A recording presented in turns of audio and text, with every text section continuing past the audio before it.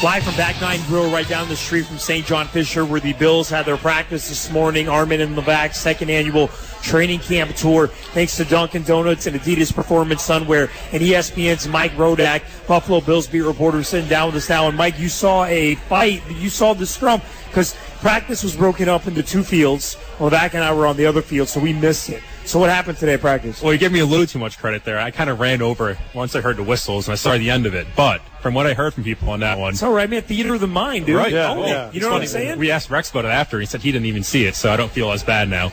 But what happened was Marlon Moore, the Browns wide receiver, was wearing a red no-contact jersey, so you can't touch him. He has a rib injury, that's why. Okay. And ran a route. Preston Brown hit him, which he shouldn't have done. Bill's linebacker, and that basically led to Marlon Moore retaliating, and you know what happens there. Everybody comes in, and it's like baseball, and it's just kind of stupid, and eventually the officials broke it up. But it wasn't a huge deal. It wasn't like the Texans-Redskins brawl last week. It wasn't an all-out thing. It was just once. It died after that. It wasn't a lingering issue. That is kind of confusing to see a wide receiver wearing a red jersey. Yeah, I saw that. I was like, what is going on? So the rib injury. Right.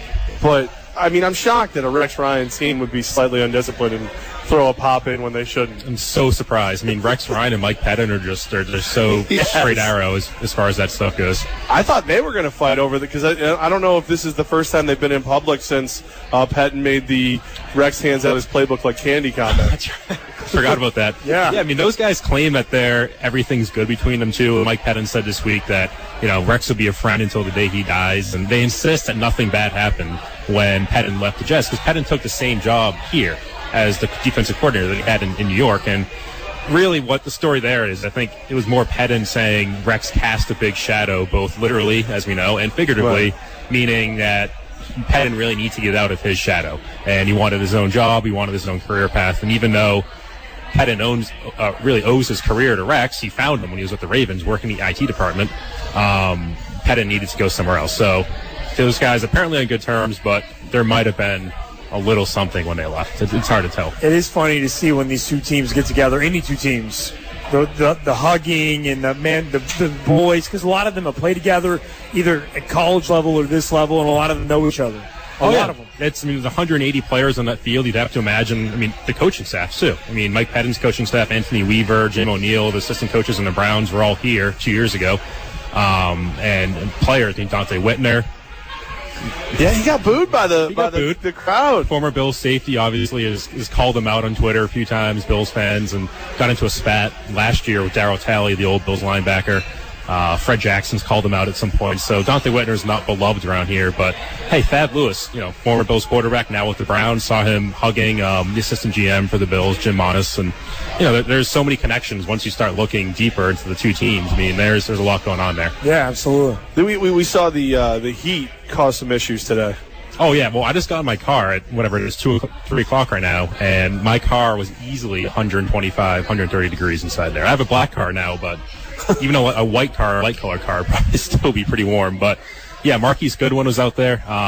Apparently collapsed. I wasn't on that field when it happened, but I was there after, and there was a trainer basically hugging him on the ground because he needed to be held up.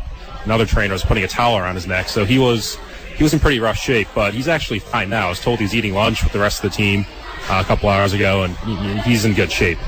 So he'll be back tomorrow. That's basically what Rex said. Chris Hogan had some heat exhaustion, too, the wide receiver that a lot of people know from Hard Knocks. Is this guy going to make the team this year?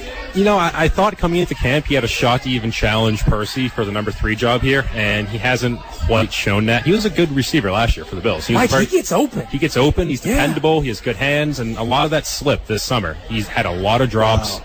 Hasn't looked like he's getting the same separation. And right now, I'd say he's probably fighting for the number 4, number 5 job. And there's some decent receivers behind him. Andre Davis had a few big catches today. Deontay Thompson had a big catch in a preseason game on Friday. Marquise Goodwin's looked pretty good when he's been healthy in training camp this year. So Hogan slipped down a little bit. And I'm not going to say he's fighting for a roster spot. I think he still makes it, but he's not challenging the number 2 or number 3 guy like he was last year. Mike, that wide receiver core, more physical than ever this year? I'd say so. Sammy's a physical guy, even though he's not a huge, tall guy. He's always physical. And if he can stay healthy, that's the sort of receiver he can be. Robert Woods is very aggressive. He's obviously had his on-field moments and punches and stuff. He's a very aggressive guy like that. And then Percy, same thing. Can be he's known for his speed, but definitely he can be physical up there as well. So yeah, I'd say that's definitely true with this receiver group. ESPN's Mike Rodak with Armen and Levack, 104.5 The Team. We are here at Bills camp, right down the street from St. John Fisher at Back 9 Grill, thanks to Dunkin' Donuts and Adidas Performance Sunwear. Mike, E.J. Manuel, for all intents and purposes, is done. Is that accurate? I think that's pretty accurate at this point, and that's just the way the cookie crumbles with him. I mean, I've been saying this since the second week of his rookie year. It just something wasn't right with this guy. You know what I mean? Just didn't look right as a rookie. Got injured, came back last year in training camp, looked very bad. Played 4 games last year, still looked bad. Comes out in training camp this year, guess what? Still looks bad. Like, what are we expecting out of this guy that's going to change? 3rd year now. The Bills keep him around, which right now I think is in question. I don't think anything's going to change his 4th year. So right now he's behind Castle and Tyrod Taylor. That's pretty much indisputable. I mean, Rex will say that he's still giving equal reps and he's trying to keep the competition going, but all the signs the last week have been pointing towards this being between Castle and Tyrod Taylor. Cut? Does he get cut? That's the question right now. I mean, his salary kind of plays into this because it's fully guaranteed this year and next year. So if they cut him, they're not saving $1. So really, it's better for them to trade him because then you get rid of that guaranteed salary, but you need another team to take that on. Is he a piece that wants that? If they're trading him, there's a reason. He's had multiple years. Now, I told Levack, just the physicality of this guy, I'm interested. Because if I put him in the right situation, but you see him every day, is there a right situation in the NFL for any team for E.J. Manuel ever? Well, we've seen the Cleveland Browns have some quarterback injuries. Obviously, the Jets. I mean, there's teams out there who could use a number 2 and number 3 guy to take a flyer on. I mean, last year, the 49ers got, I think it was a 5th or 6th round pick for Blaine Gabbert. Yeah. It's Blaine Gabbert. Like, E.J. Manuel is Blaine Gabbert 2.0. So if they can get a 5th or 6th round pick, I think there's a team out there that will probably give up a late round pick. Conditional based on some factors, but I think there's a team out there that would trade for him. Wow. But Mike, when you look at him, like today, it was glaringly obvious to me the way Rex runs practice. EJ doesn't have that extra gear that everyone else on this team seems to have. I used the word sloth. Like he just was laboring around the field. That's kind of his MO. He's not. I mean, remember there's one point last year where he had a pregame huddle speech to the team, and I think it was before the Bears game, week 1. And he got fired up and talked to the team, right before the game. And I talked to Anthony Dixon, running back. He said it was the first time he's ever seen EJ turn up like that. So This is a guy who's very low key. Now he's very smart. He's very cerebral. I don't think anybody's going to challenge his work ethic.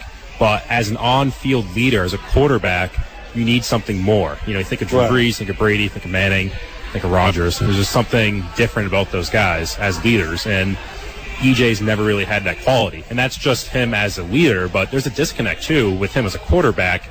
Again, he's a smart guy. I think he understands what he's trying to do, but when he actually goes out there and does it, it just doesn't work consistently, and that's always been a problem, like I said, since day one with him. ESPN's Mike Rodak with Armen and Levack, 104.5 The Team. UK's hanging around for another 10 to 15, yeah, is that all right? Yeah, awesome, perfect, man. So we're down the street from Bills camp this morning. They had their practice with the Browns. We're here thanks to Dunkin' Donuts and Adidas Performance Sunwear.